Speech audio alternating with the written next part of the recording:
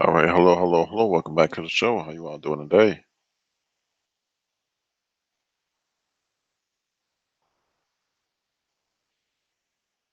All right, hello, hello, hello. Welcome back to the show. All right. How you all doing today? Can someone block Damian Lewis?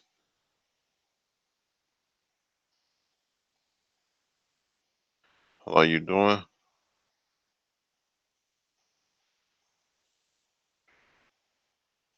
How you doing? Base Awakens. How you doing, Rainy Woman? Um, yeah, I'm gonna let everyone come in. Give it a few seconds. Let everyone straggle on in. Hope you're having a wonderful day. Hope you all are having a wonderful day today.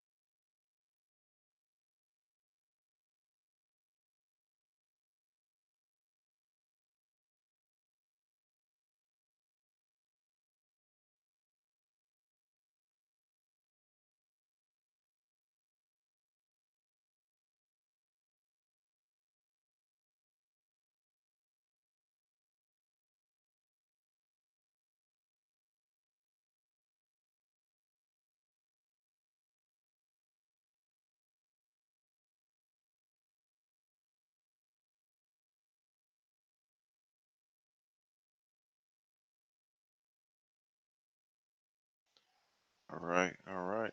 How you doing, Richard Dixon? All right.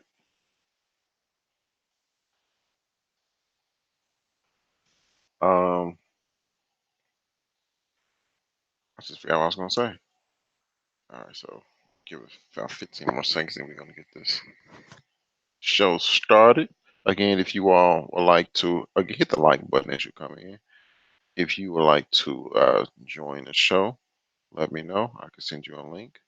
You can get on the panel. Uh, Also, please remember to hit the like button when you come in. We all appreciate it. How you doing, Albert Bird? How you doing? All right, let me share my screen here.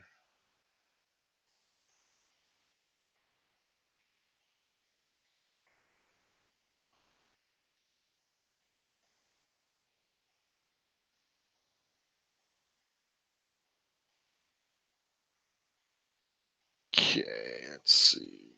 Boom. All right. Okay. All right. Margin trading is gambling for suckers. Binanceans have been pushing the world's largest crypto exchange by volumes for margin trading services. Now Binance has heeded to their call. The crypto exchange has announced that they have launched their margin trading platform for all their eligible users. The news has been received with mixed feelings, with most crypto Reddit users sounding an alarm over the new service. One Reddit user, for instance, wrote, and I do quote, margin trading is gambling for suckers. 90% of traders lose money. It's pretty much impossible to be profitable unless you're already some high level trader. End quote. Another Reddit user goes ahead and asks for a moment of silence for all the sheep about to be slaughtered. One more writes that they cannot wait for a Binance bot, same as the BitMEX Rec bot, the BitMEX liquidation bot that immortalizes those that have blown their margins. Regular margin trading has always been a difficult way to make money. Data shows that 96% of all traders, irrespective of asset class, traded, lost their cash, and quit. Margin trading allows aspiring traders to borrow funds. I'll read that again. Margin trading allows aspiring traders to borrow funds from a broker so that they can take significant positions in trades. This can amplify either consequent gains or losses. Margin trading is therefore different from gambling, but quite as risky. While gambling is a game of chance, margin trading is speculative. Speculative trading is done through calculated risks, where a positive return on investment is expected. Margin trading using crypto is nevertheless riskier than speculative forex trading. Fiat is volatile, an aspect that plays well with margin trading. A spike in currency values over short periods could bring in profits for the trader. Cryptocurrencies, however, are even more volatile by nature, which can be good or very bad depending on the speculative prowess of a trader. The, min- the Binance co-founder Yi He said, and I do quote, though the current cryptocurrency market and legacy platforms for margin trading pose greater risks and benefits at the same time, we are confident that this development, coupled with more knowledge on proper management will help realize greater benefit in the long run. All right, so Binance has released margin trading on their platform. Margin trading has it's not new in the crypto sphere. BitMEX has been having margin trading for I believe at least a year now. This is a scary situation. There's a couple of things that plays into this situation. For once, you have to remember, as when a proper bull market occurs, there are going to be a swarm of emotional exuberance that's going to come around in the crypto sphere. People who are that will become new to crypto will come in it because they're not going to come in it during the mass of newbies, are not going to come in during a bear market. They're going to come in during a bull market. Why? Because they're going to hear CNBC, MSNBC, ABC, all of these alphabet channels talk about, hey, Bitcoin has just breached its recent all-time high of $20,000.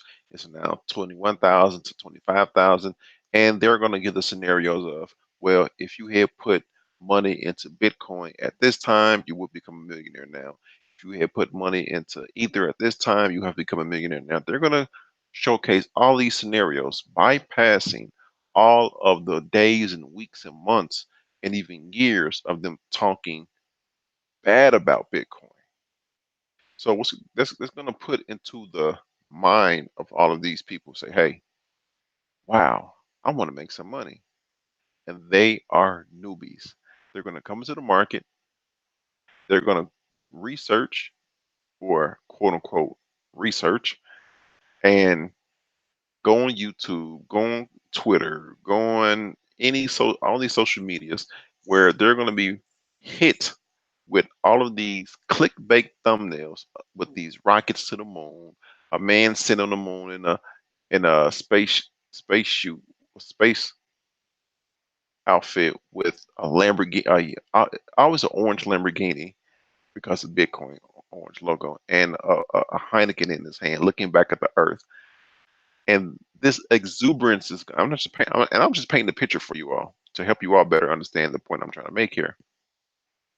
And all of this over emotional exuberance is going to hit them, and they're gonna hit a channel or a Twitter post or something, and they're gonna get introduced to margin trading. 3x margin trading on Binance because they're introducing 3x margin trading. Turn your $500 to $1,500. Turn your mortgage loan that you took out just to invest in Bitcoin, because this is going to happen because it happened in the last bull cycle in 2017. Th- this is going to be ridiculous. People are going to lose their money. People are going to lose their money. It is dangerous. On top of that, because a lot of people that are going to be margin trading, a lot of retailers that are going to be margin trading, I should say, have never margin traded a day in their life. They've never margin traded a day in their life. I'm telling you, they're going to lose their money. On top of that, they're going to invest into scams. On top of that, they're going to invest into these S coins. On top of that, they're going to do the futures contracts, and it's going to be madness. It's going to be a madhouse. It's going to be a madhouse. I'm telling you. Uh, Somebody block K. What's his name? KC King. Somebody block him, please. Uh, this gonna be this. Do not margin trade if you don't have years upon if you have not been margin trading pre 2008. Do not margin trade. This do not start now, and definitely do not start in crypto. This is ridiculous. But on the other hand, on the other token, crypto exchanges such as Binance, BitMEX, Kraken, uh, OKX, they have to innovate because they are competing against these legacy full brokerage exchanges.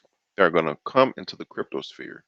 Well, they're already here, but come and have a more of a significant footprint in the crypto sphere.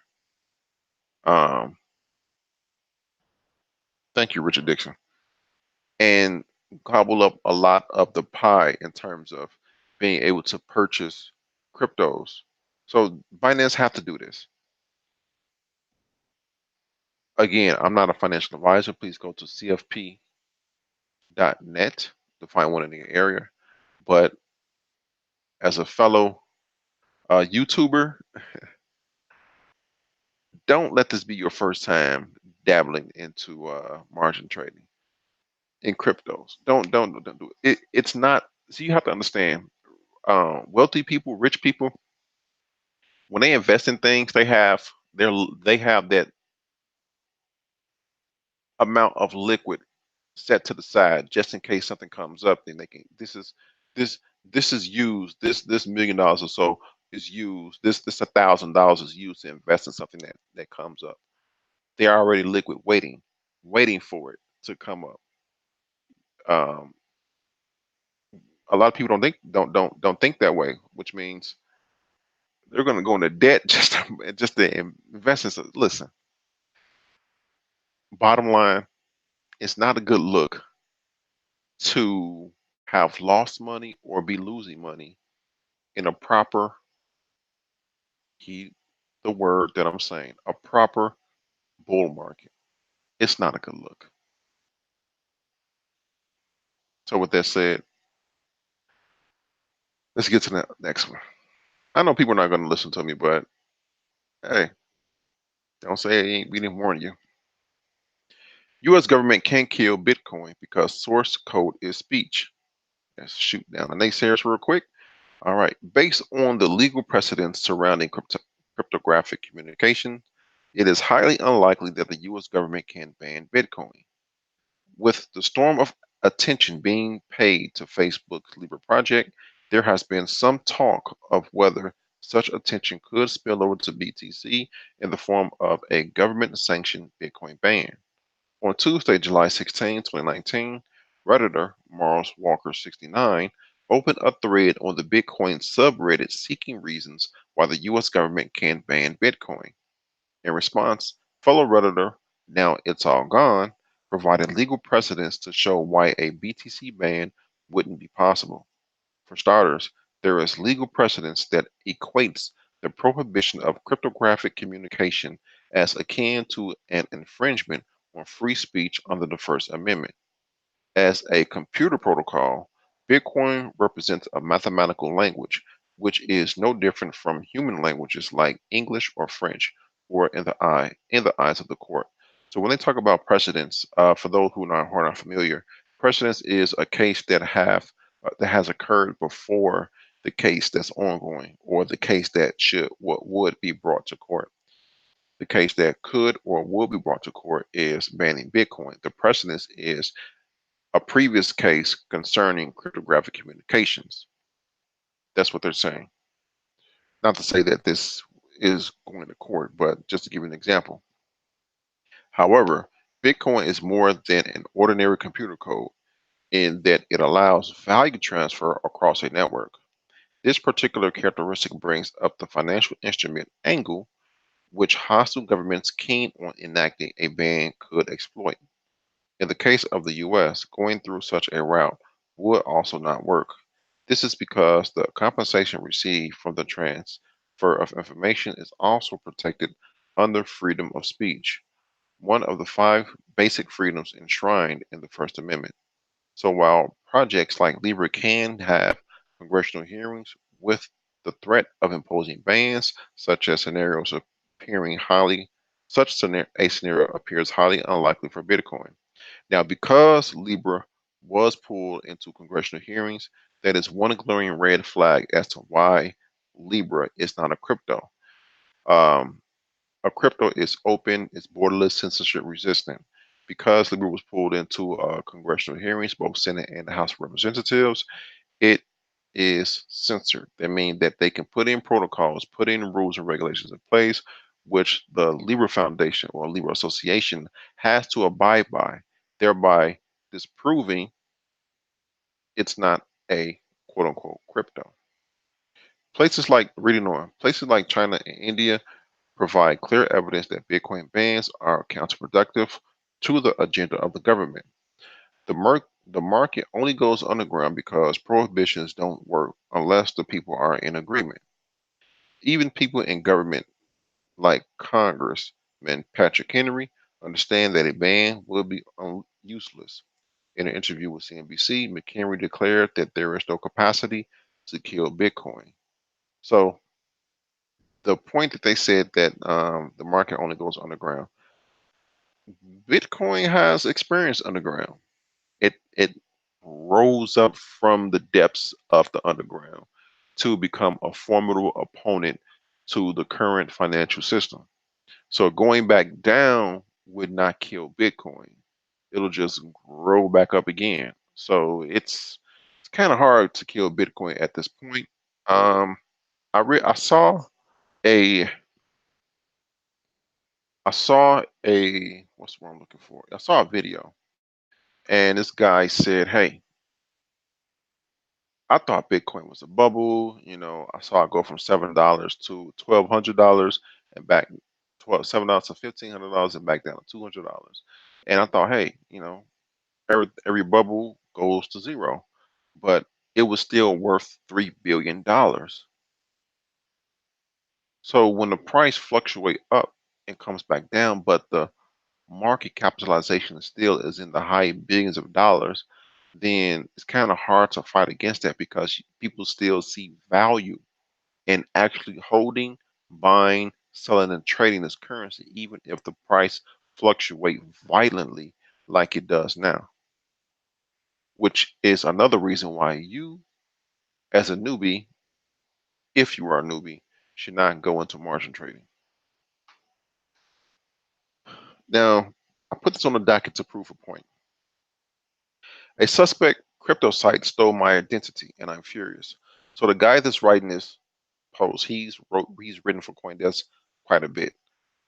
His name is Daniel Palmer, and he is the person whose identity was stolen by this crypto site, um, scam site. This week, I was hurled into the ranks of the unfortunate people who have had their identity stolen by a dodgy crypto enterprise. And as the above headline indicates, I'm peed.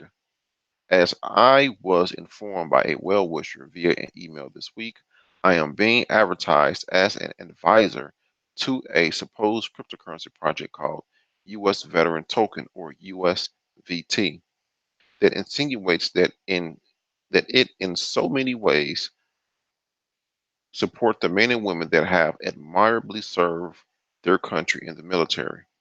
But it appears to all be a ruse, a big fat fake. The sender of the email informed me that not only had I been linked to the website, but members of his team had also had their bio stolen and posted on the site. My own bio was lifted, a- along with an older image verbatim from the CoinDesk website.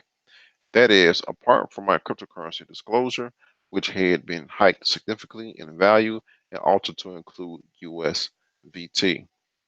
For the record, it is if it isn't already clear, I do not own any USVT, and I do not have any association with the project. My emailer said that, in fact, the site was a ripoff of a genuine military focused service he had been developing, but is currently on hold. Still, I suppose I should take some small satisfaction in being in good company.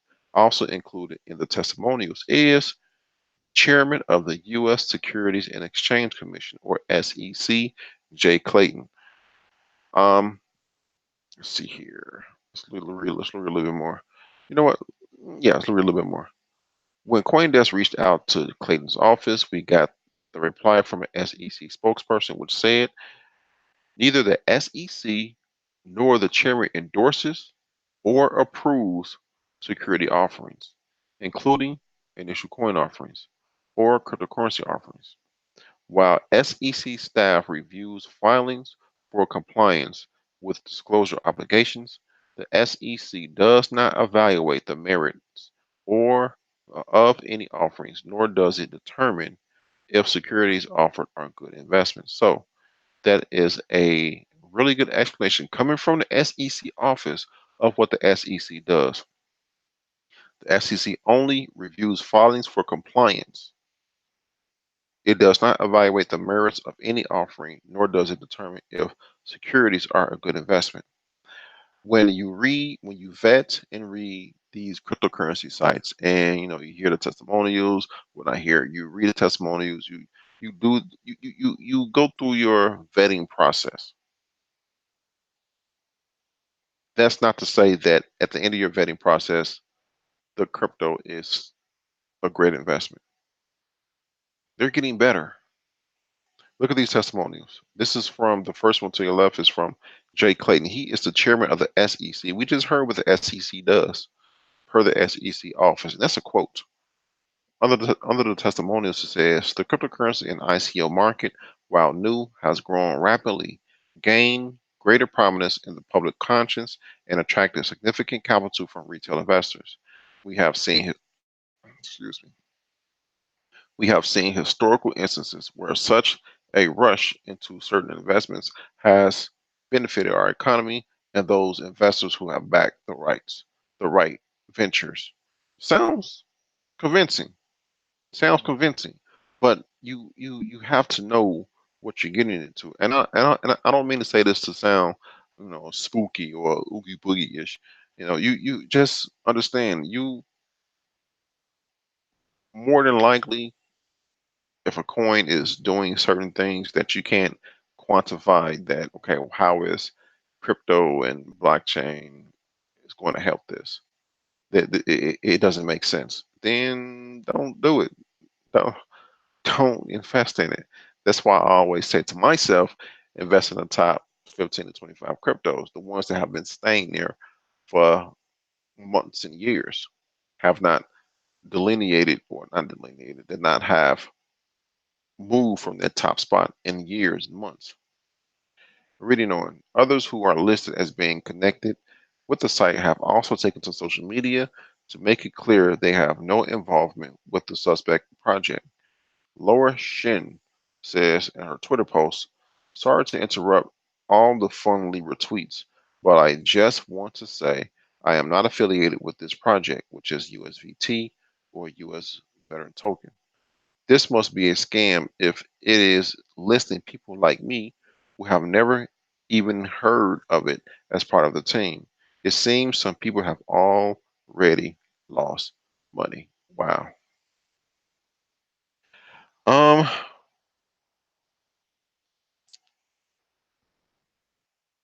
have a vetting process. That just don't throw your money again. People are going to invest in this because when that proper bull market run and emotionals are flying high, people are saying, "Oh, where do I put my money at? I'm gaining money now. I'm an expert. I know what I'm talking about." Okay, listen to us that's been in this for a while. Don't do it. Don't you do it. But I know people still going to do it. Look at the chat. Please hit that like button as you come in. Really do appreciate it. How you doing, Char Willie? How you doing? How you doing, Salchi? I have to reply to your emails. I thought I replied back to you. I've been goodness. No excuses. No excuses. How you doing, Maddox? How you doing? Who's this? Baseman Awakens. How you doing? Wait, this article describes what I am saying. What? Don't nobody click on that.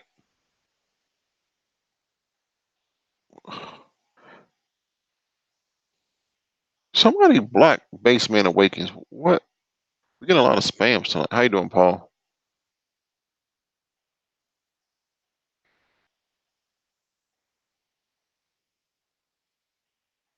I agree with you, Sal Teach. Everyone does look like a genius during a bull market until the bear comes. I agree. I agree. And you know what? You're going to see a lot of that. You're going to see a lot of that. You're going to see a lot of people saying, "Hey, I I'm a crypto expert." You're going to see a lot of that popping up on YouTube, on Facebook, Facebook, Twitter. You're going to see a lot of that pop up with no history. They have no history in like, okay, you know, what are you talking about? But they're going to get suspecting people because everybody wants to make money. Everyone wants to become a millionaire within a month. Not even overnight. It's you know, I think people know, well, I can't become a millionaire overnight, but I can become a millionaire in a month. Thus, by saying, hey, these people on YouTube are going to say, if you invest into such and such coin in a month, it's going to be worth this and this. And watch those views. Those views are going to have like 50,000 views. I'm telling you, 50,000 views. I'm telling you, I've seen it before. How you doing, Soul Provider? All right, let's get to the next one. Justin's son to reschedule Warren Buffett charity lunch for medical reasons. The Tron Foundation is pushing back the Warren Buffett lunch and press conference to an unspecified date.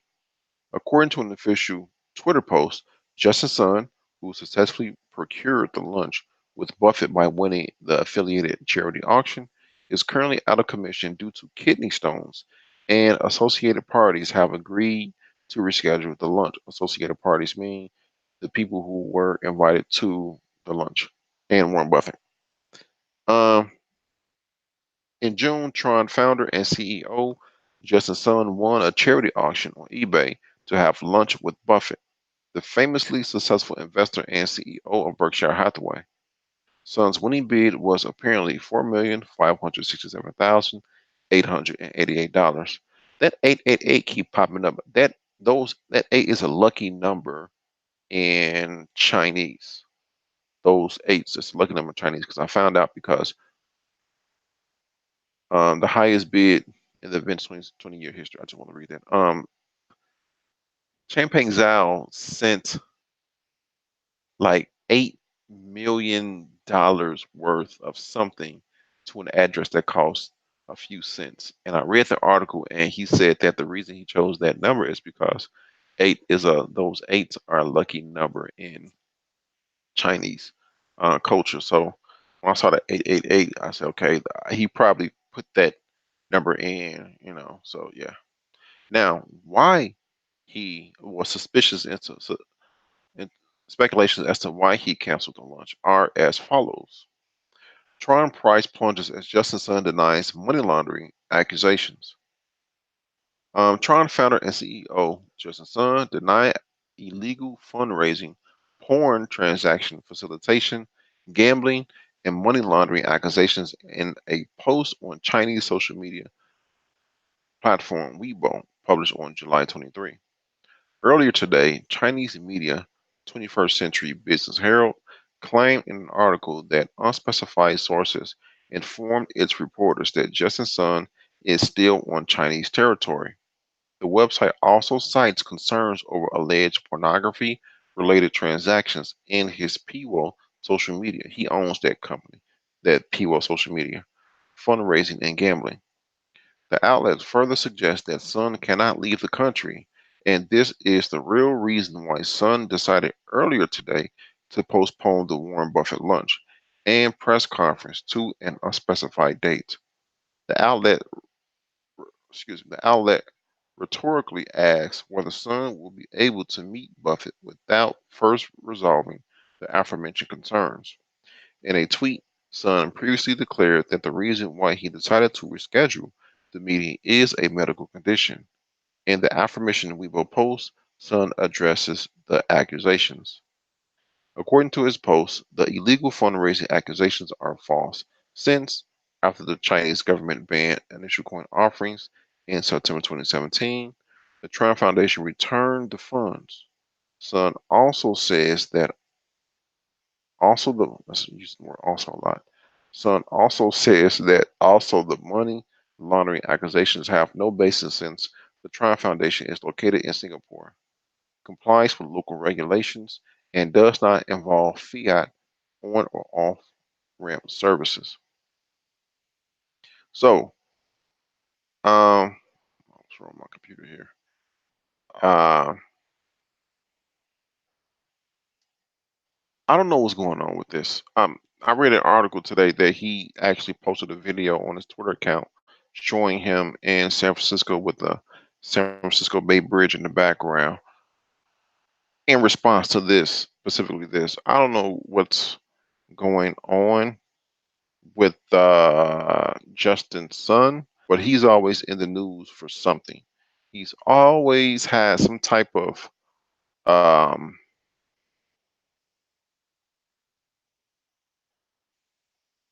okay, all right then. My bad. Well, let me say this first. Now, apply to that. He's always has something. He's always caught up in something. First, remember the Tesla incident where he said that, well, whoever does something there win a Tesla. Then he went back on his word. Then the he posted on Twitter that him and that Tron was in partnership with Baidu. And come to find out, the partnership was only that Tron was using. I think it was Baidu. Yeah, I think it was Baidu. Tron was only using Baidu um, data centers, and people got on him about that. It's two more than I'm missing. It's not surfacing to the top of my head right now, but I will say I do have to give it to him with the Buffett meeting. I don't think he's going to change his mind because Buffett is a certain type of investor, but I still think that is positive publicity. But now Justin Sun has been in so much flack, with him, taking stabs at uh Vitalik Buterin. That in and of itself is not, you know, bad, but coupled with these other things, it's like, dude, sit down somewhere. You keep you stay in the middle of stuff, and it's to the point where people are just saying, do I really want to invest in Tron because you know the next one or two things can see the price go down. My money loss. So he needs to just stop. He just needs to sit down somewhere and just stop being in things. To get to the chat, okay, Richard Dixon. You said that he was asking earlier in the chat about something. Okay, it's just when you start to post these long links to something else, it's like, okay, what are you trying to do? We already had two other people in the chat spamming, so I just thought today was that night. All right. Also, please hit the like button as you all come in. We really do appreciate it. All right. Winklevoss backed crypto self regulatory group prepares to woo Congress. I think this is a great idea by the Winklevoss twins. Before I say this, the Winklevoss twins they come off, I don't know them personally, but they come off as people who they know what's coming down. Well, people know what's coming down the pike, and they get out in front and say, well, we're going to take the reins and say, we are going to put your regulation. They take it upon themselves to what's what I'm looking for? Is anyone? Okay, how you doing, Mike? Yeah, they take it upon. Oh, go ahead. No, it's the same. What's going on, dude? Not much yourself. All right, chilling, man. All right. Yeah, they take it upon themselves to um do before the rules and regulations come down the pike and they hit. So, and they come off as people that you don't have to worry about doing nefarious activities, nefarious things. So let's read this one. The Virtual Commodity Association, a nonprofit independent organization backed by Gemini founders Cameron and Tyler Winklevoss, is laying the groundwork to advocate its self-regulatory plans before Congress. A collection of four major cryptocurrency exchanges, which are Gemini, Bitflyer, Bittrex, and Bitstamp, in collaboration with commercial consultants, law firms, and compliance experts, are working to establish a self-regulatory organization, or SRO, for the cryptocurrency industry, much like FINRA, the Financial Regulatory Authority. They're they are an SRO also. The organization has launched six committees to write white papers that delineate industry best practices concerning the Bank Secrecy Act and Know Your Customer procedures, custody and security issues, enforcement protocols, insurance standards, market integrity, and taxation, according to a statement. These measures are made in anticipation of a potential These measures are made in anticipation of a potential congressional hearing that would affirm the VCA as a self-regulating watchdog. Yusuf Hussain, VCA president, said the consortium is already in conversation with supportive regulatory bodies and has identified the industry challenges of most concern of the regulatory community. Each committee will focus on areas where there is still regulatory uncertainty, that being for each branch, and these are the six branches. The first one is BSA AML, which is how to apply Bank Secrecy Act and know your customer controls, including blockchain analytics and transaction monitoring. The second is custody and security, how to implement and maintain current best practices for cryptocurrency custodianship. Number three is enforcement, how to execute the regulatory policies and procedures established by the VCA and respond to customer concerns and complaints. Number four is insurance, how to establish minimum appropriate insurance and coverages for cryptocurrency exchanges and custodians. Number five is market integrity, how to facilitate cross-market information sharing, surveillance, and auditing to detect and deter manipulative and fraudulent activity. And number six, which is tax, how to establish a tax framework and interpretation of tax code law as it relates to cryptocurrency trading. In my personal um, thoughts, number five and six, well, four or five, really all of them, four, or five, and six really stands out because insurance reminds me of the FDIC corporation insurance. Number five, market integrity. Number one, watch trading.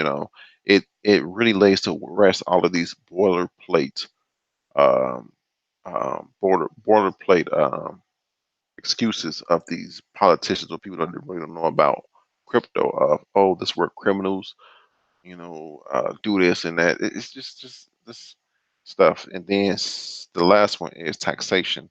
That's a tough one. A lot of people have not filed their taxes with crypto. So I feel those are great. And that's why it leads me to believe that, to my conclusion about the Winklevoss twins, they really get out in front of these things and they are helping the industry. Really knowing. By pairing each committee with industry leaders steeped in regulatory knowledge, the VCA aims to develop well-informed, sensible regulation. Additionally, representatives from Navigant Consulting and Perkins Cole, is that a oh Coy, will work as advisors alongside each committee. The VCA is grateful to the individuals and companies willing to commit their time towards these committees and advance the goals of the VCA in fostering consumer protection and market integrity for the virtual currency industry. So, yeah, so this is going to be a self regulating authority, or SRO, that the Winklevoss twins are heading, which is good for the crypto industry because you don't want people who don't particularly know about the crypto industry to the level of you do, and A, or and B, have not been in the crypto community and industry to the experience that you have making regulations about the industry that you're in.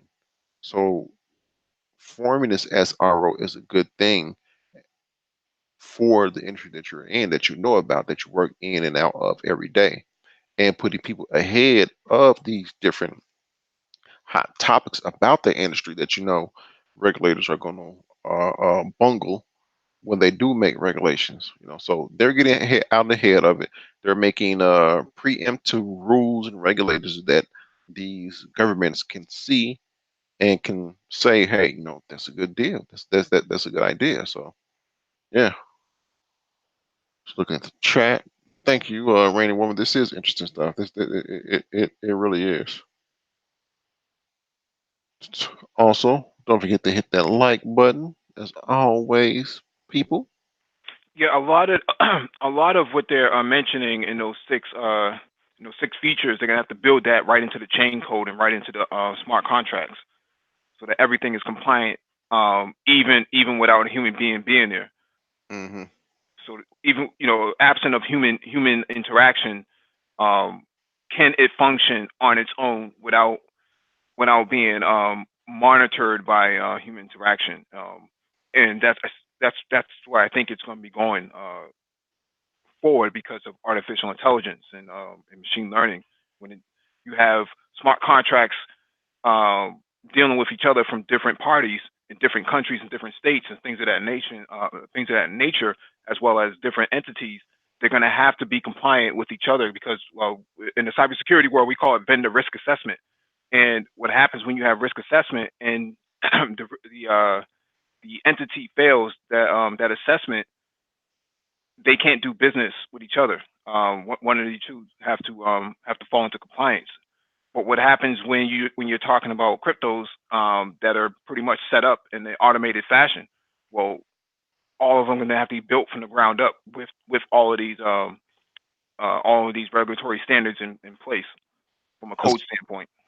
that's a good point. That's a good point because you're gonna have to be, like you said, be in compliance with the code in order to do business with all the other exchanges on the network. You kind of think of the crypto as a network and the exchanges as nodes transferring money to each other. You're gonna have to be compliant with all the exchanges that's What, on what, the network. yeah, and what's going to happen is a red flag is going to be generated once the other entity doesn't is not compliant Mm, and doesn't have all it is written into their code. You can't do business with them, or else you become contaminated too. So what you call cross contamination or cross mm. pollination. That's a good point. And also, I feel that, and since you said that, a lot of the smaller tier, second tier, maybe even third tier, well, including them also, exchanges that are out here, they're going to have to be compliant because as these traditional full brokerage exchanges, such as the Fidelities, TD Ameritrade, Charles Schwab's, et cetera, gain bigger pies of the crypto market, these second, third, lower tier crypto exchange are going to go out of business. So they're going to have to, you know, be compliant. Well, that's where your third party vendors come in, like KPMG, Ernest and Young, um, some of the other vendors in terms of the audit tax and compliance. That's where they come in, and they're going to help those tier two, tier three, tier four entities actually become more compliant. Mm, So okay. this opens up a new job market in terms of crypto blockchain experts who can come in and be their own consultants and say, hey, I could do it for a lesser fee than KPMG and Ernest and Young and the rest of the tax compliance and audit committees. Come in there and do it on your own as an independent consultant and actually make some pretty good dough. I know consultants making $150 an hour. So Mm, that's pretty cool. That's pretty awesome. All right. Banks down 99% in value against Bitcoin, data shows. Now, when they're saying against Bitcoin, when you, like I said in the show previous to this, said how you can price things in Bitcoin. I showed people how to price things in Bitcoin. This is what they're talking about. When the value that they have is priced in Bitcoin, they're down 99%. Bitcoin now makes the world's largest banks look literally worthless, courtesy of new data showing returns on their shares. Published by research firm Messari on July 9, the 5 year returns of the world's six biggest lenders make for grim reading when valued in BTC. Again, when it is valued in BTC. According to Messari, since 2014, Deutsche Bank returns have fallen 98.9% in Bitcoin terms. The stricken German institution, which this week began mass staff layoffs, which will affect 18,000 people, failed the worst out of the banks under comparison. Next was Wells Fargo, which managed a 95.3% reduction, followed by Morgan Stanley and Citigroup on 92.9% and 92.2% respectively. Bank of America came in at 90.4%, while the best, quote unquote, best performer was JP Morgan, the US biggest bank, which saw an 89.5% drop in BTC terms. They say a picture is worth 1,000 words. Messerine researcher Jack Purdy commented while uploading the findings on Twitter. Um, then it goes to say the top part was really the meat and potatoes of this article. They kind of fluff it at the end. This is interesting data. I'm not saying that, yay, this shows that Bitcoin is, you know, better than banks, but I will say you can file this in interesting data compared in Bitcoin compared to banks. Um, Deutsche Bank is really going through some hard, rough times, laying off. I think it's up to 8,000 people or just over 18,000 people. But either way, that number is huge. And when you lay off people, like we learned in months and months in doing the show, that's the first sign that you're having problems financially. That magnitude, 18,000 people. You need to cut your overhead by a lot of percentage points. This is but not to go into the Georgia Bank situation, but this is very interesting information. Again, it says that when the readings are priced in Bitcoin, um, Black Cyber Network says JP trapping. Yeah. Oh, thank you, Rainy Woman. And yeah, this is interesting. That's about all I can say about this one. It's pretty good information. All right. China ruling Bitcoin as property again is major milestone, says investor. Bitcoin has gained legal recognition by a second Chinese court in a further boost for the cryptocurrency in one of its harshest environments. According to investor Dovey Wan, who she's really active on Twitter, who linked to local media coverage. The Hangzhou Internet Court formally described Bitcoin as virtual property on July 18, the second such court to attribute property status to Bitcoin.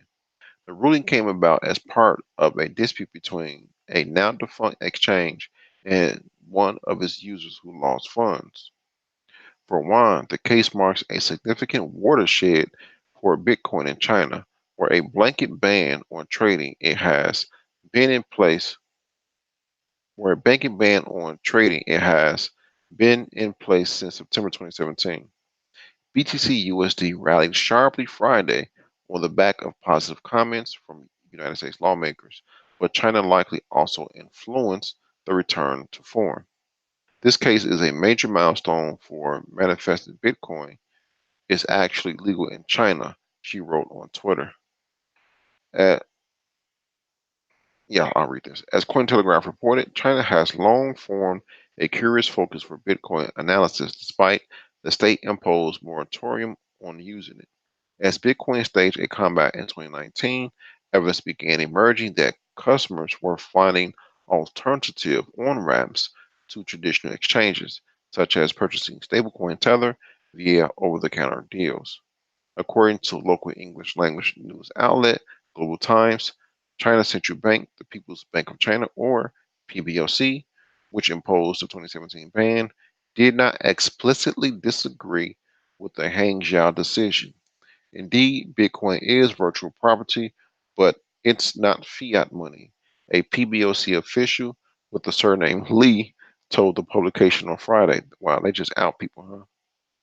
The comments nonetheless came in stark contrast to the state's perception on Facebook's Libra digital currency project, with officials saying they were concerned and had even begun developing a digital currency of their own. So, China has notoriously been hard on Bitcoin, not by far to the extent India has, but China has even come out with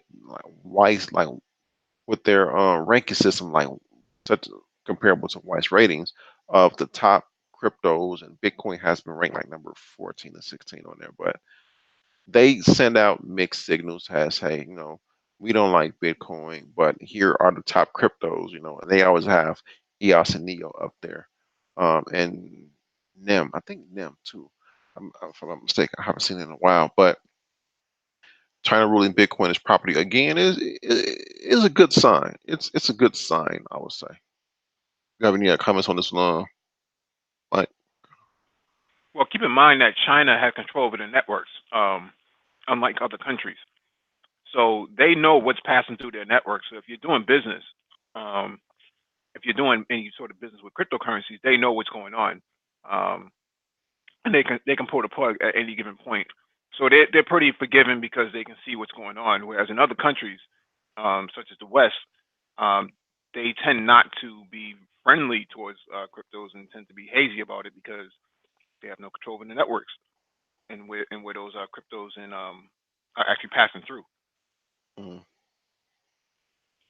And I want to answer Sal Chi answer. He says, aren't China and Russia working on go back crypto?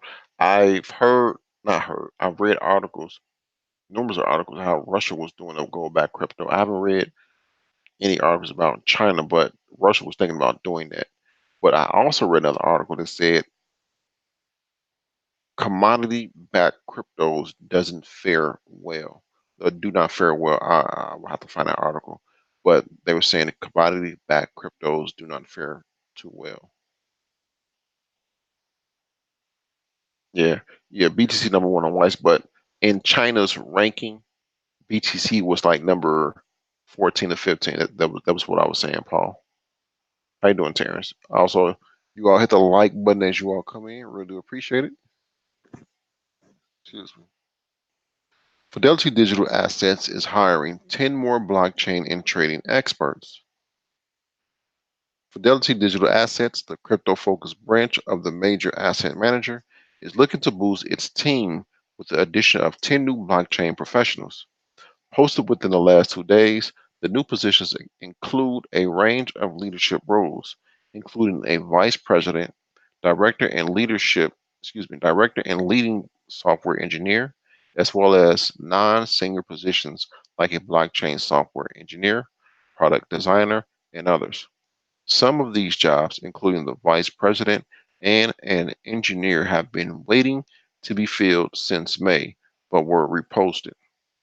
However, Fidelity has apparently expanded its hiring plans since then. The most senior position to be filled is that of a leading solution architect with a rank of vice president, and who will be serving as a chief technology officer for the digital assets unit.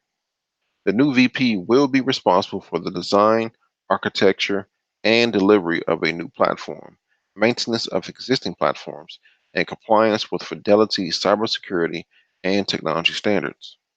The successful candidate should have a practical experience developing on public blockchain platforms such as Bitcoin or Ethereum, and or experience with private blockchain platforms, the job description says.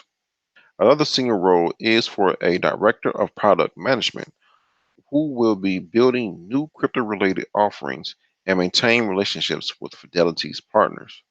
The candidate should have experience with institutional customers, securities trading and custody, as well as the operational and regulatory constructs around them. Also sought is a product designer to define, excuse me, to define the digital assets on units, product strategy regarding usability, interaction design, business strategy, and user research. As for developers, on the list is a position for a software engineer lead familiar with DLT platforms like Quarter, Hyperledger Fabric, and Ethereum, who will head the team of 2 to 5 engineers working on blockchain-based solutions within the company's R&D unit, the Fidelity Center for Applied Technologies. The team is further seeking a blockchain software engineer with expertise in Bitcoin and Ethereum to test and evaluate numerous blockchain projects and proposals with an eye to which may be useful to Fidelity, the ad says. Fidelity Digital Assets is also looking for a bunch of professionals without necessary blockchain knowledge, like an associate analyst focused on trading, a customer service representative, a senior software quality engineer, an associate analyst for custody service, and a senior analyst for trade support. The latter will be resolving trade breaks, proactive, proactively monitoring order flow, identifying and escalating trade discrepancies, resolving trading and exchange related disputes, and providing key external client support. Wow. Fidelity launched its digital asset custody service early last year and aims to roll out a crypto trading service for its clients too. So this goes to show that companies are hiring. Fidelity is the whale of whales, and they are hiring blockchain and trading experts. I know trust me, I'm going to reply to people emails. Our blockchain, how you doing? Yeah, what's up? Hi, our blockchain study group is going to be focusing more to different aspects of the blockchain and crypto world and hyperledger world. But this goes to show this is proof that companies are looking for people that are in this field. Yeah, and we've talked about certifications before, and taken EDX classes and certificates. So um, that's the bare minimum of entry to get into this sort of market. Fidelity's been looking since May. I know companies that have been looking for the last year and a half and said, and have told me specifically that we won't close the position until we can find the right person for the job, and that's been over a year and a half now. So um, that's what they're looking for the most part. So go to EDX, like I know has advised in the past. Take that blockchain um, certificate class from Berkeley. Make sure you take up that blockchain for business um, as well, and study for that.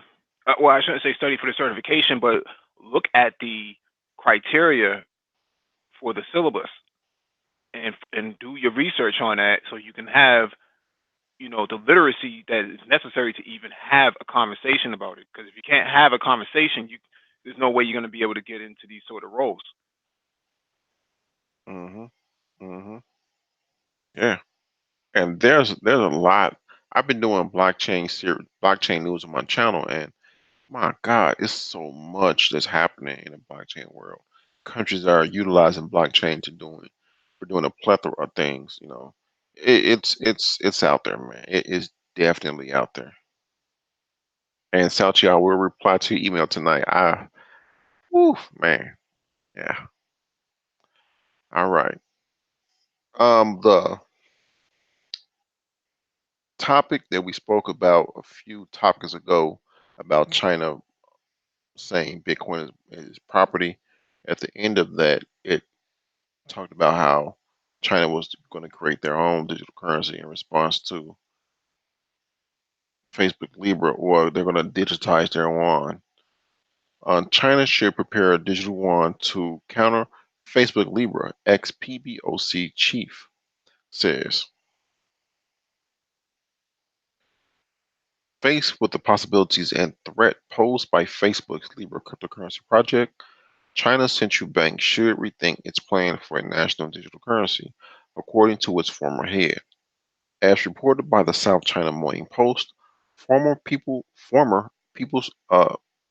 Bank of China (PBOC) Governor Zhao Jin, Zhao Zhishan said at an event in Beijing this week that with its Libra offering, Facebook has shown that there is potential for a strong global cryptocurrency that can be exchanged for fiat currencies. While Libra may help developing countries improve their payment systems, Zhao said it would also pose a threat to existing cross-border payments systems and could weaken national currencies. He said, and I do quote, Libra has introduced a concept that will impact the traditional cross-border business and payment system, end quote. In the face of this new risk, even if not a major one for China, the government should make good preparations and make the Chinese yuan a stronger currency, according to Zhao.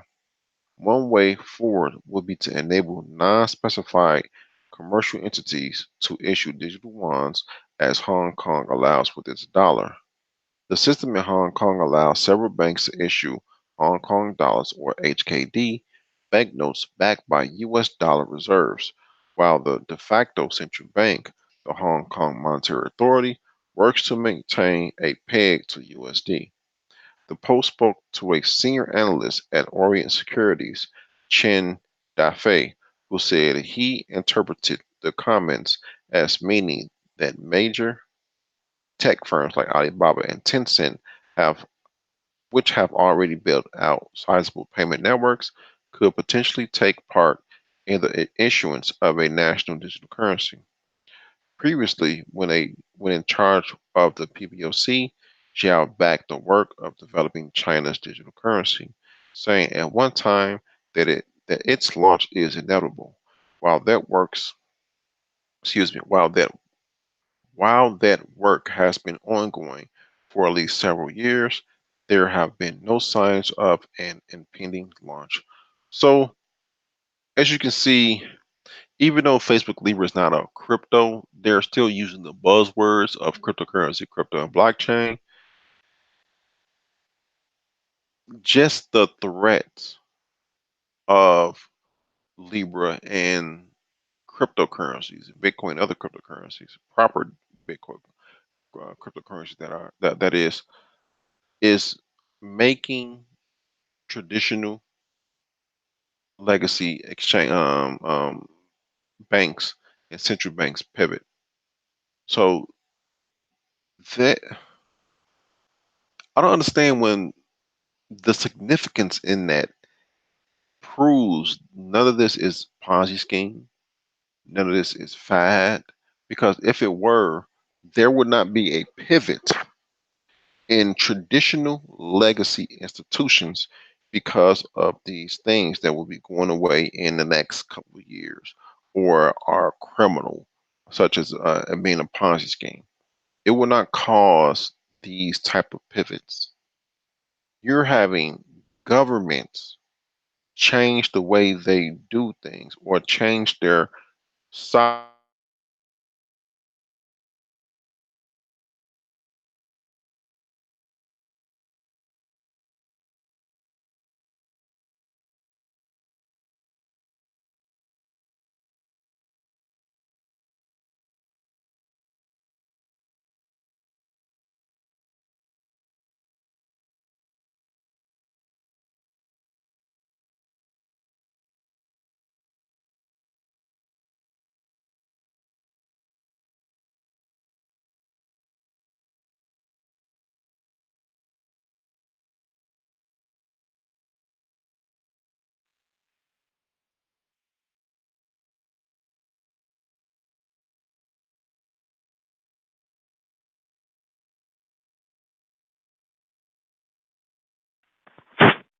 Can anybody hear me?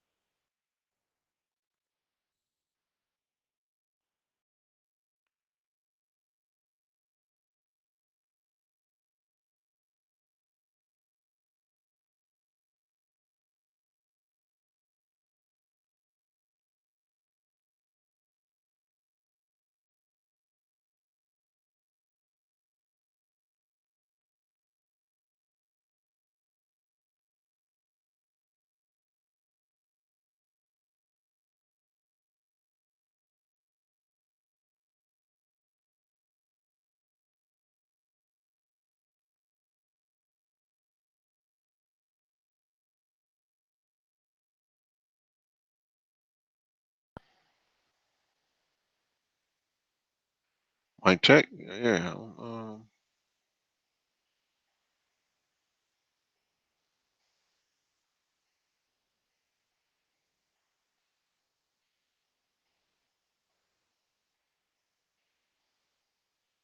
Can anyone hear me?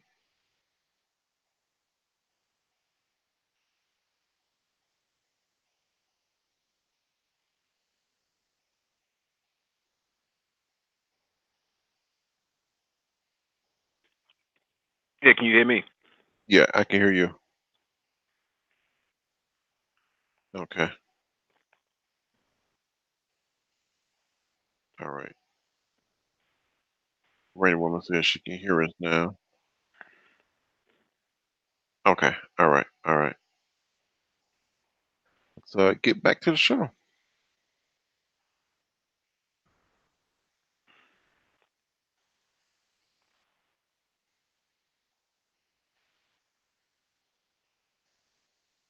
All right. Breaking: U.S. regulator investigating crypto exchange BitMEX report. United States regulator, the Commodity Futures Trading Commission, or CFTC, is reportedly investigating derivatives giant BitMEX. The reason CFTC is investigating BitMEX was because it was a report last year which read that um, cryptos are a commodity, and thus for because of that they fall under the control of the CFTC. CFTC wants to know if Americans are using BitMEX. According to Bloomberg sources citing people familiar with the matter, speaking on July 19, the CFTC suspects that BitMEX allow U.S. residents, to use its platform to trade. Under current law, the U.S. is one of the countries excluded from using BitMEX, which is registered in the Seychelles. Seychelles are East African, off the coast of East Africa, in the Indian Ocean, close to the Comoros Islands, and Madagascar, and Tanzania. Um, and similar crypto-based financial services, but users may have sought to circumvent the geo-blocking using services such as VPNs. The investigation details of which have not been confirmed by either BitMEX or the CFTC, came to light on social media via Bloomberg. Bitcoin was under heavy pressure as news broke Friday, dropping around $500 in minutes to target $10,000. BitMEX remains in the spotlight this week after a showdown between CEO Arthur Hayes and serial Bitcoin naysayer Nouriel Roubini earlier in July.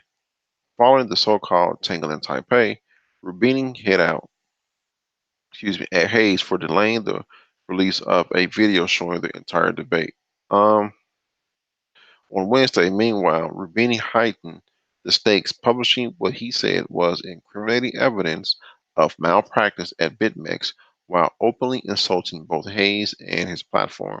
So, if y'all don't know, Arthur Hayes is the black man that owns, um, well, he's the co founder and CEO of BitMEX, BitMEX being the number two cryptocurrency market, according to adjusted trade volume. Right after Binance, BitMEX has also been, I believe, the first crypto exchange to offer derivatives and margin trading.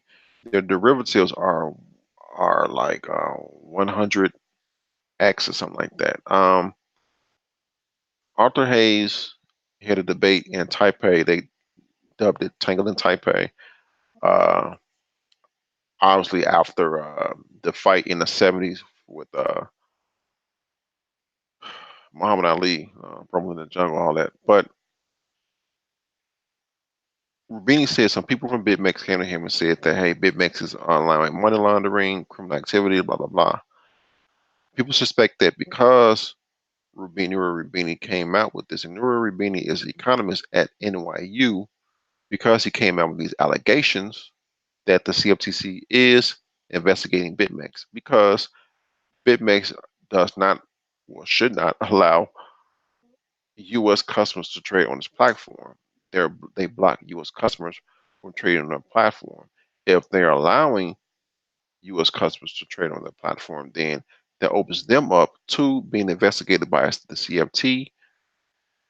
No, not CFTC. Yeah, CFTC, and thus for the U.S. government. That is the significance of this.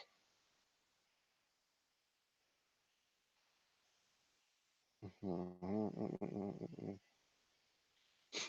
right.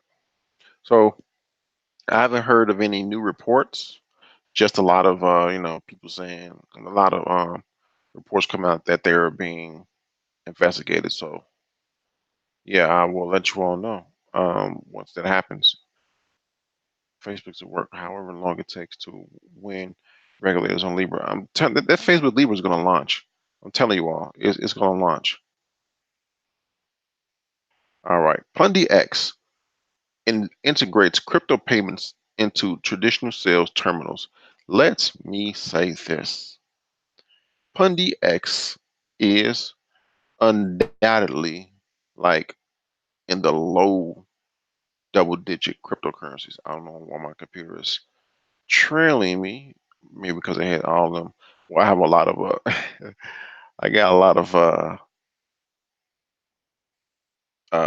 sites open, but Pundi X is coin number according to market cap is 55. And I am noted as saying, which I still stand by, that I believe being a cross-border payment solution is the basic thing a cryptocurrency can do. It's baked in the code. Um, to diversify that, you can have, payments into your phone, da da da. But just being a cross-border payment solution is the most basic thing a cryptocurrency can be. It's baked into the code. So when, in my opinion, if a cryptocurrency say, well, we are a cross-border payment solution, then they are just a currency that's not doing anything because it's the most basic thing they can do. They need to do something other than being a way to send money. It's just my opinion.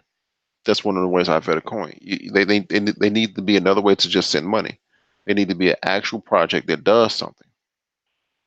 Case in point is the article I'm about to read, Pundi X. Pundi X integrates crypto payments into traditional sales terminals. You know those terminals when you at the register at Macy's and you're buying your, no, not at Macy's, I apologize, at Nordstrom, when you're buying your Creative Vinces cologne, the big bottle that costs $1,000, and you tap your phone or you put your card in, uh, uh, uh, chip first, and it makes them silly sounds. That's what they're talking about here.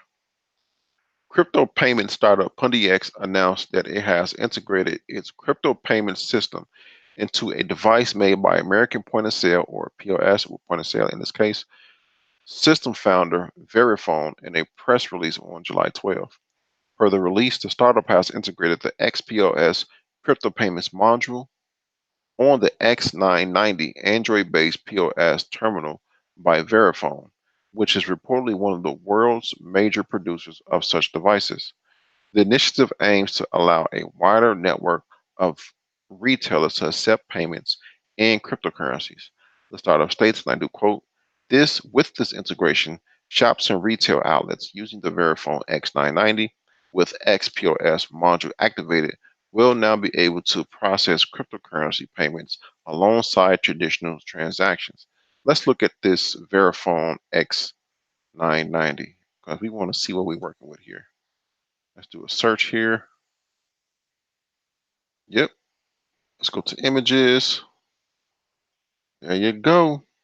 Well, it looks similar to it, but it's the very same thing. So this is, let's see, let's do the first one. Boom. See, chip first, right? Insert your chip here, pay for your crypto, or well, pay with your crypto for your creative ventures.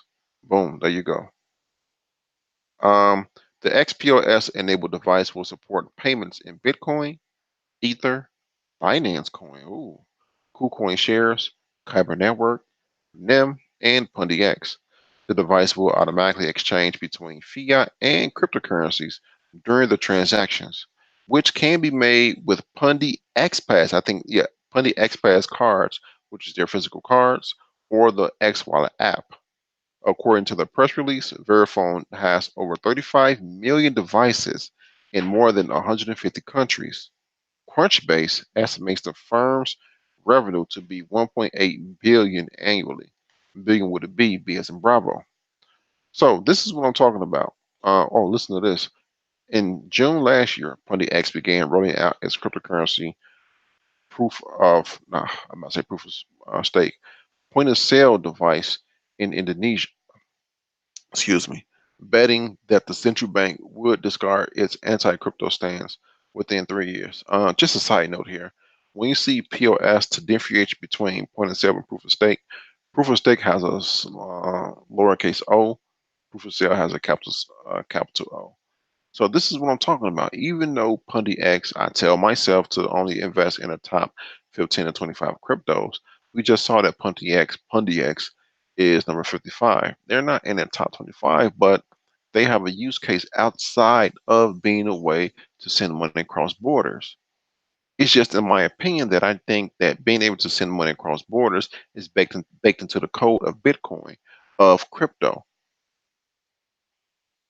Pundi X has a legitimate program, has a legitimate product, which is going to allow you, which are using existing infrastructure to allow you to use crypto to pay for your things.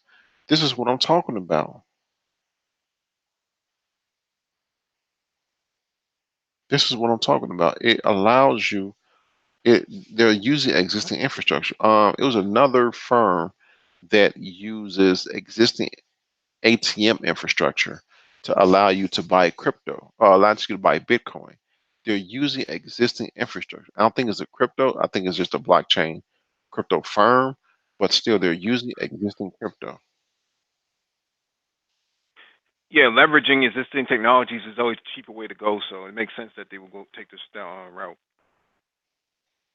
Right. And I think it's a good idea instead of trying to build out, well, you can still build out infrastructure for crypto, but using the existing infrastructure is a great idea.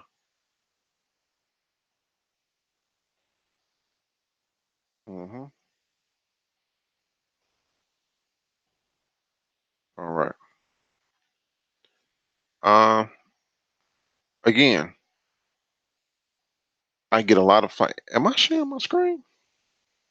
It says I am. Yeah, I am. Okay. I don't know what's going on with this thing.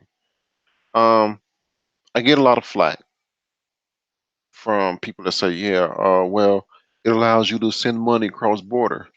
Again, that's the basic thing you can do. These next two articles are going to explain why just a coin being able to allow you to send money across borders, you're competing against big boys. You're competing against Billy Badasses out here. You're competing against juggernauts out here. Just because you are able to allow you to send money across border with no liquidity. Dude, you are competing against people that will crush you, and you're putting your money into this stuff, thinking it'll 10x. I'm telling you, big banks announced fiat peg XRP killer crypto for settlements. They're gunning for XRP. They're gunning for Ripple because they know what Ripple can do. They know what they can do, and they see Ripple as the heaviest the head that wears the crown. They see Ripple as the person to beat, and they play dirty. These legacy systems play dirty. It's no this is war. There's no fairness in war. I'm telling you, they will crush these other triple to four-digit currencies. Banking giants in the U.S., Japan, and across Europe have created a consortium that will use cryptocurrency technology and cross-border transfers. The move also presents a direct competitor for Ripple's XRP token. According to the Nikkei Asian Review, large banking corporations in Japan like MUFG and Sumitomo have led their counterparts in the US and Europe to establish Finality International. Based in London, Finality will create a cross-border settlement framework among participating banks that will utilize a fiat-pegged cryptocurrency. The startup, which has raised about 63 million in funding from these banking giants, will create accounts in each of the banks using wait a minute, what? The startup, which has raised about 63 million in funding from these banking giants, will create accounts in each of the banks using before issuing utility settlement coins, USCs. That's a Nostra Vostra account. That's not going to compete with Ripple. Stupid. These USC's fiat pegged cryptocurrencies have a 1-to-1 ratio with the underlying fiat currencies. Thus, for a transfer originating in Japan and terminating in the US, the Japanese bank will deposit the transaction among in yen to Japan's central bank.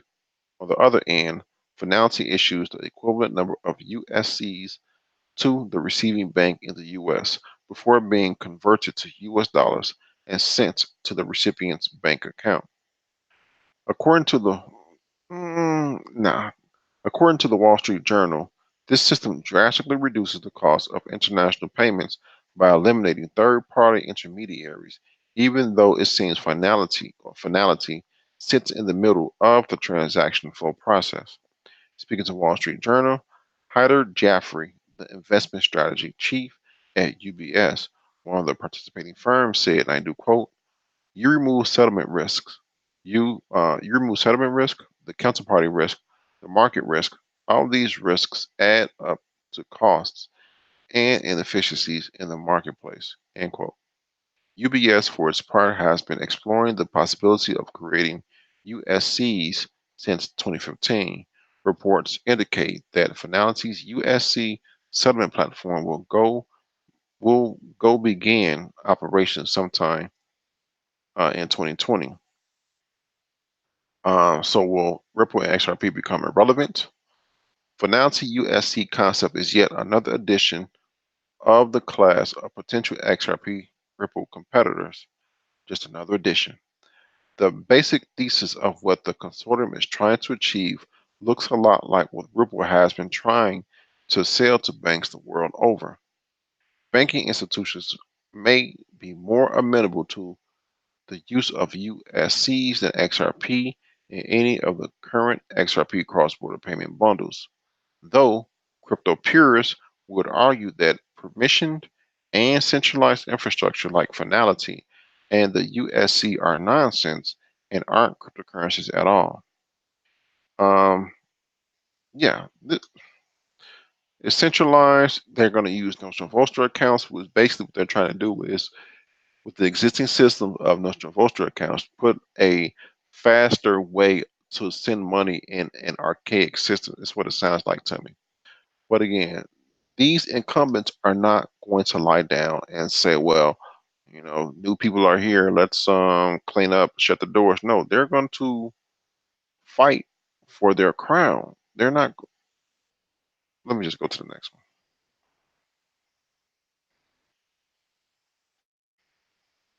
All right. Swift. Swift catching up to Ripple in speed after instant remittance trial.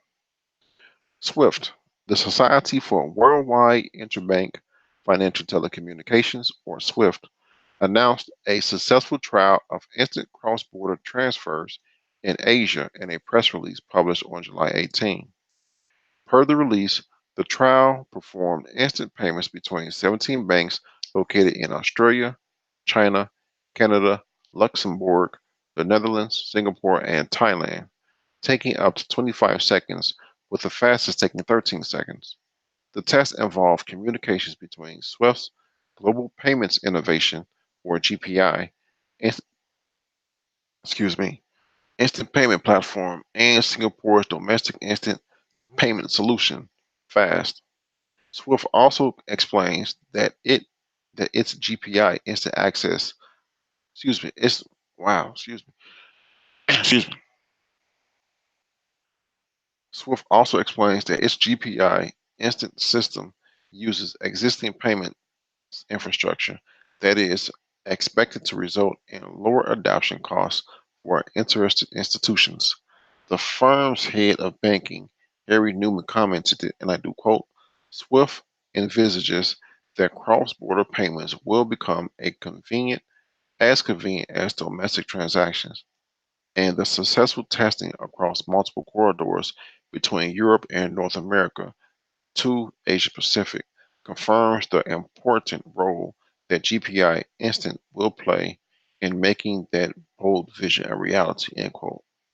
As Cointelegraph reported in June, Swift will allow distributed ledger technology firms to use its GPI platform. More recently, last week, news broke that Bank of America has filed for a patent for a settlement system citing the Ripple ledger, adding to a filing, according to a filing on Google's patents. Um, so notably, Ripple-based systems competing with Swift are able to typically complete a transaction in 5 to 7 seconds, according to a core answer submitted by Ripple CTO David Schwartz. So we just heard about banks, now Swift.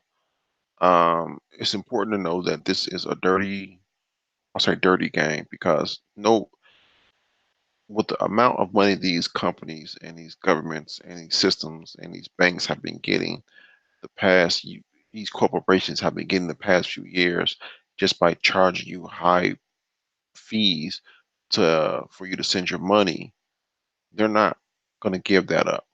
They're not going to let that go by the wayside. They're not going to just say, okay, we give up. No, they're going to fight. And to me, investing in a crypto that only does cross-border payments, that is not XRP, that is not Bitcoin. Yes, I understand Bitcoin does the same thing, but it's slow, but Bitcoin has a household name. Bitcoin is not going anywhere. Bitcoin is what brought everybody to the party.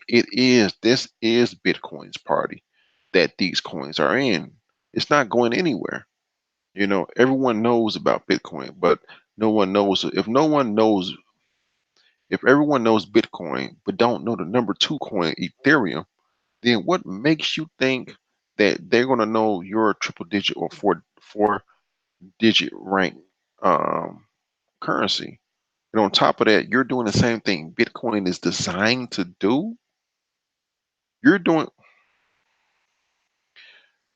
this triple digit or four digit coin, quadruple digit coin is doing the exact same things Bitcoin is designed to do. On top of Bitcoin, you have other cross border payment solutions such as Ripple that does it faster than Bitcoin, and Ripple's fighting against the incumbents, the banks, the governments, and not only the banks and governments, but you have Facebook Libra that's coming into the ring. Not only Facebook Libra, but you have Visa and MasterCard. It's a reason Visa is in the Libra Association. It's a reason Visa and MasterCard has been um, um, filing for blockchain patents since God knows how long, for years. not since last year, but for years. It's important for you to know if the currency that you're in is only good for sending money across the border, then I'm sorry, you may want to second think that. They need to have a valid, sustainable project.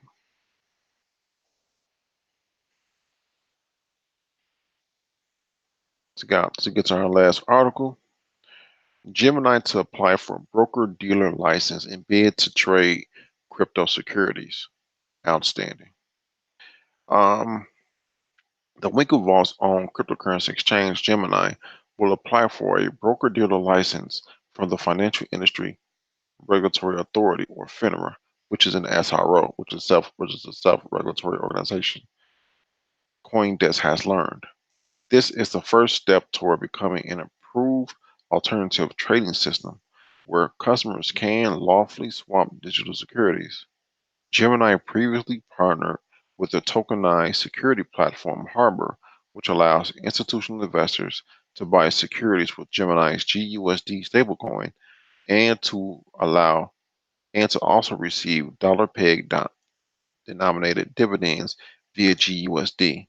It stands to reason that Gemini would also want to facilitate the trading of such securities on its own platform. I'm going to bring up another article because I want to connect this article I'm going to highlight with another article that I read. In February, Harbor CEO Joshua Stein told CoinDesk that brokers, family offices, and investment banks are still interested at a significant level in tokens, even though the more stringent regulatory climate subdued 2017's broader market frenzy. So far, the platform has focused on the potential for fractionalized real estate and startup equity, though though its sole real estate deal fell through in April. The Gemini team is very easy to work with. Remember that. The Gemini team is very easy to work with, and we are aligned in terms of taking a proactive regulatory approach and addressing the needs of the institutional players in the market. Harbor's marketing lead, Kevin Young, told CoinDesk. A source with knowledge of Gemini's operations told CoinDesk the plan is to permit securities from external platforms such as Harbor to eventually trade on Gemini. However, winning the necessary approval may take time. FINRA has so far appeared reticent to approve broker dealer applications by companies interacting with cryptocurrencies, even as security tokens. The self regulatory organization is reportedly sitting on roughly 40 applications. Self regulatory organization, FINRA, SRO. Remember these words. I'm gonna loop around back to them. The self regulatory organization is reportedly sitting on roughly 40 applications of these approvals. The companies waiting as long with companies waiting as long as 14 months. Only time will tell if Gemini will also become a trading platform for tokenized securities. Gemini is already a qualified, that's not written correctly. Gemini is already a qualified on a state level to custody digital assets and approval the company received in 2015, according to through the New York Department of Financial Services, or NYDFS.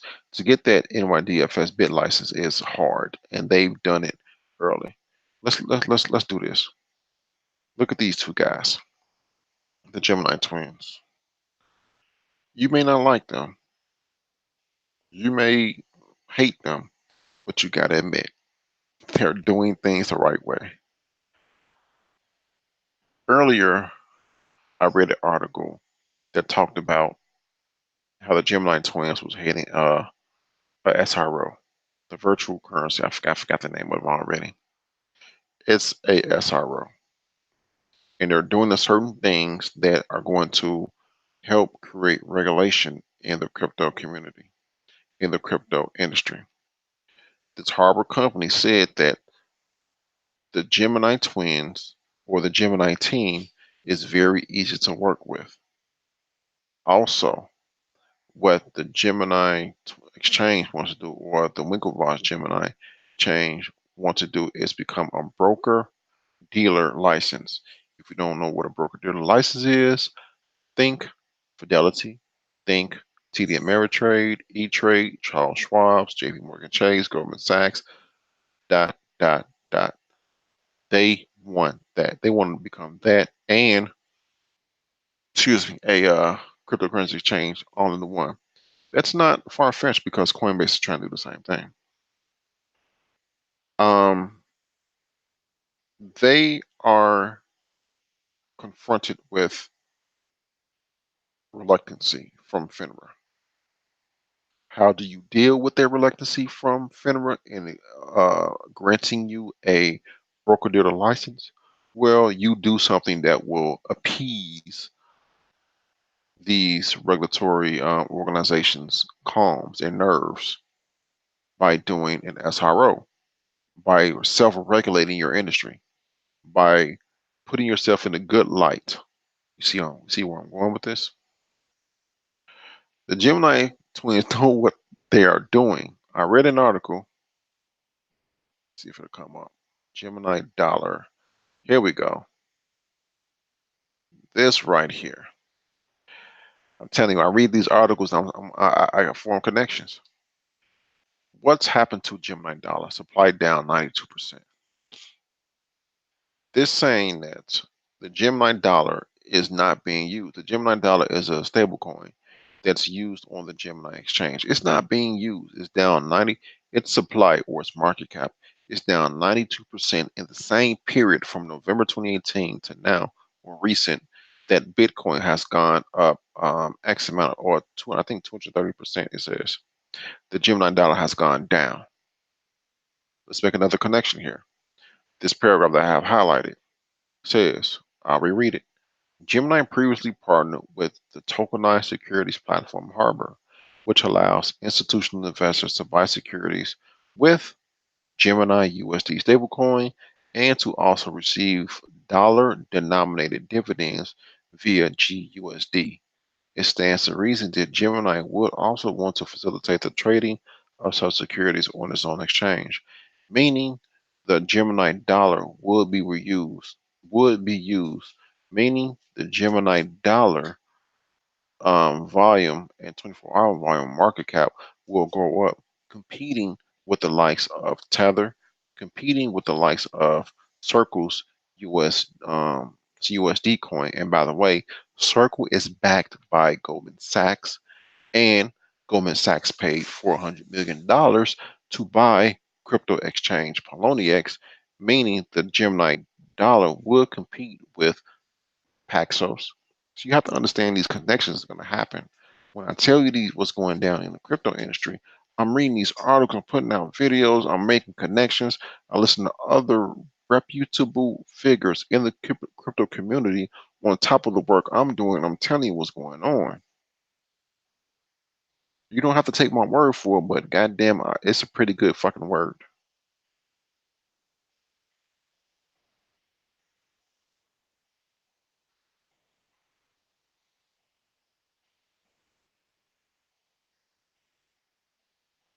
Okay, Paul, what do you mean GUSD can't be used in the USA? The Gemini exchange is a regulated crypto exchange in the in the USA, in America. So how can a stablecoin that they have on their exchange cannot be used in America? What Where's the logic in that?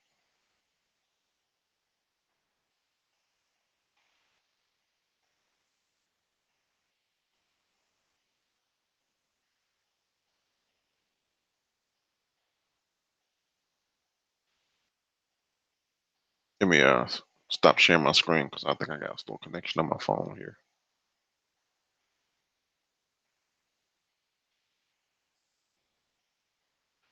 Let's see, it's my YouTube channel so I can see. I think my phone got a slow connection.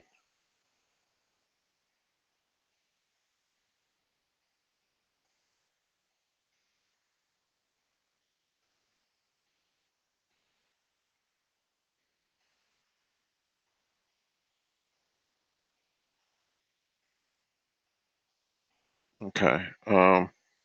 If you all have any questions, you all let me know. Put them up in the chat. I'll be happy to answer them.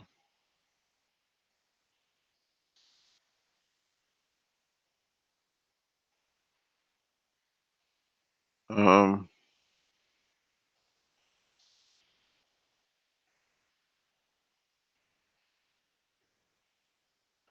yeah, so making those connections is important. It's fine to read the headline titles or headline articles in the crypto sphere, but you have to read the other articles too. You know, if you were investing in traditional stocks, you would not say, well, oh, Walmart is only doing this because it is, oh, or Coca-Cola is only doing this because it's you'll be abreast in what these companies that you're investing in is doing. It's the same thing in crypto. You have to know what's going on. It's fine to read the articles every now and then, these headline catching articles, and say what's going on, but these other articles is where a lot more bigger breadcrumbs are in. The article I just read, a lot of let's just be honest. Let's how put the cards on the table. A lot of you all want to read. It said Gemini to apply for broker dealer license and bid to trade crypto securities. And then the other article I just pulled up, which said what happened to Gemini dollar, supply down 92%. And then the other articles that I used to make a connection via the three articles from what it was two different sites was let me go back to the thing. Said that Winklevoss backed crypto self-regulatory group prepares to woo Congress. Just making those reading those articles and making those connections is important to see what the layout in the crypto market is.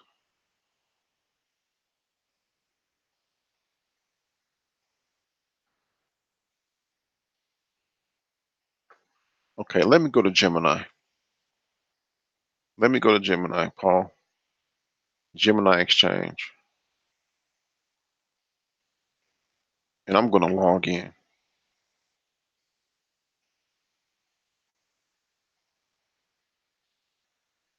I'm going to log in to my Gemini account.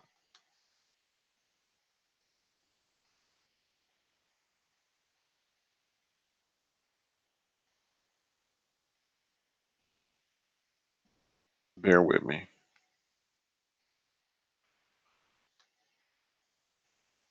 Edit notes.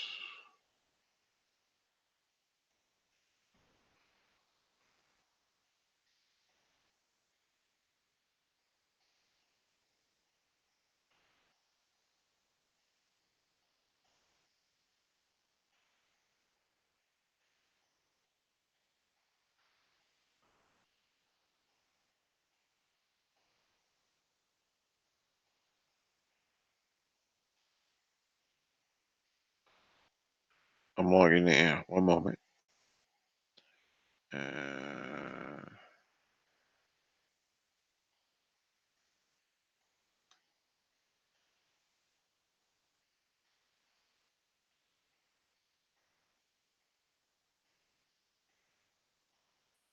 mm, mm, mm.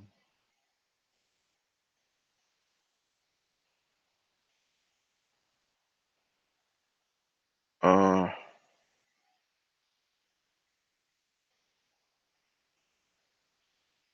haven't logged in here in a while, so I gotta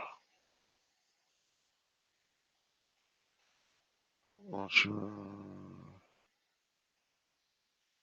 Ether. See here, Gemini dollar.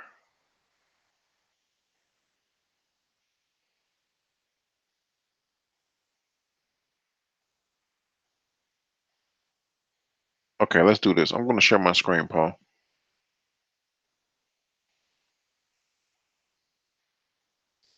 because I want you to point out, tell us where the Gemini dollar is not.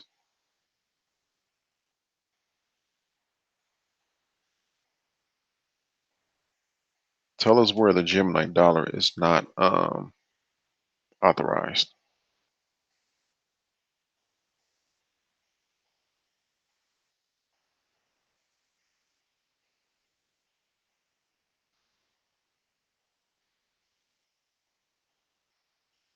Okay.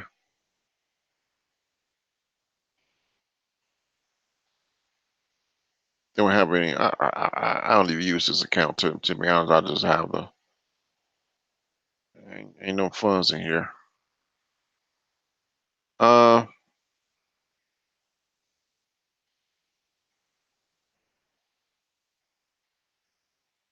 Gemini dollar.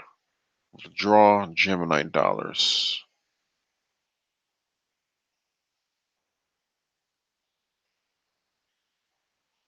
Okay, I'm there.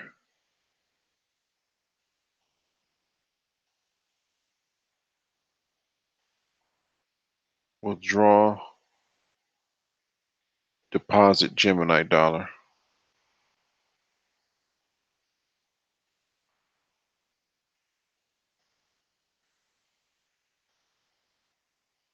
Deposit and convert to USD.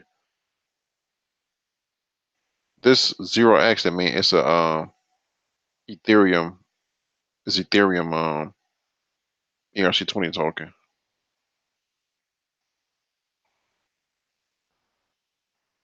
What do you? So Paul, what else? Ain't no money in here, so don't try to. I don't really. I use this account basically for the show. I've never used Gemini.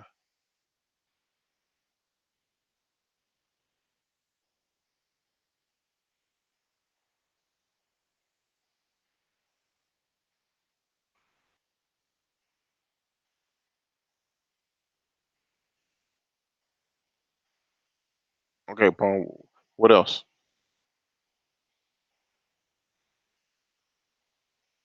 All right, guess is your state too. All right, I'm gonna stop sharing my screen.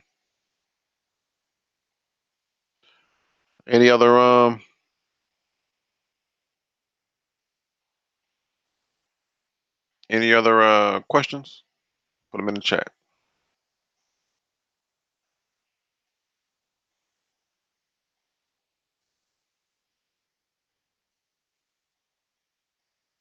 Thank you all for hitting that like button. We really much appreciate it.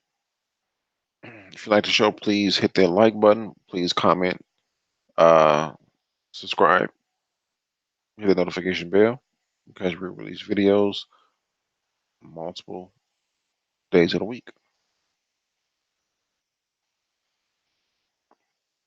So the Gemini dollar need to be used. The Gemini dollar, the Winklevoss twins are trying to not specifically look for ways for their Gemini dollars to be used. They're short-sighted, in my opinion. They're trying to do is beef up their exchange and being a reputable, large exchange that's going to compete with these larger legacy, traditional full brokerage exchanges that are getting to the crypto sphere. Goldman Sachs is getting to the crypto sphere. Goldman Sachs is going to be releasing their own stablecoin soon. JP Morgan Chase has been in the crypto sphere. JP Morgan Chase will be reiterating their stablecoin soon. Anthony Pompliano put on Twitter a while back, I believe it was Anthony Pompliano, weeks back that, hey, Fidelity has an office full of ASIC miners in their Texas office. Fidelity has been in the crypto sphere a while back. Goldman Sachs back Goldman Sachs back Circle. Circle owns Poloniex. Goldman Sachs paid $400 million to purchase the crypto exchange Poloniex. They are in these crypto streets. TD Ameritrade says that they're going to mess around in crypto by offering Bitcoin futures to their clients. E-Trade said they're going to get into cryptocurrency. I called E-Trade and they said they're going to start with Bitcoin futures.